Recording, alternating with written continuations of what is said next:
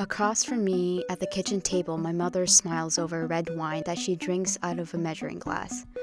She says she doesn't deprive herself, but I've learned to find nuance in every movement of her fork, in every crinkle in her brow as she offers me the uneaten pieces on her plate. I've realized she only eats dinner when I suggest it. Maybe this is why my house feels bigger each time I return. It's proportional. As she shrinks, the space around her seems increasingly vast. My father's stomach has grown round with wine, late nights, oysters, poetry. It was the same with his parents. My grandmother became frail and angular. Her husband swelled to red round cheeks, round stomachs. And I wonder if my lineage is one of women shrinking, making space for the entrance of men into their lives, not knowing how to fill it back up once they leave. I've been taught accommodation. My brother never thinks before he speaks. I've been taught to filter. How can anyone have a relationship to food, he asks, laughing as I eat the black bean soup I chose for its lack of carbs. I want to say, we come from difference, Jonas.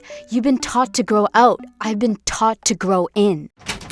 I took lessons from our mother in creating space around myself. I learned to read the knots in her forehead while the guys went out for oysters, and I never meant to replicate her, but spend enough time sitting across from someone and you pick up their habits. That's why women in my family have been shrinking for decades. We all learned it from each other.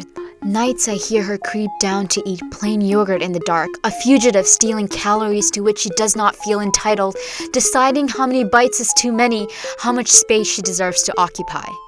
I don't know the requirements for the sociology major because I spent the entire meeting deciding whether or not I could have another piece of pizza, a circular obsession I've never wanted, but inheritance is accidental. Still staring at me with wine-soaked lips from across the kitchen table.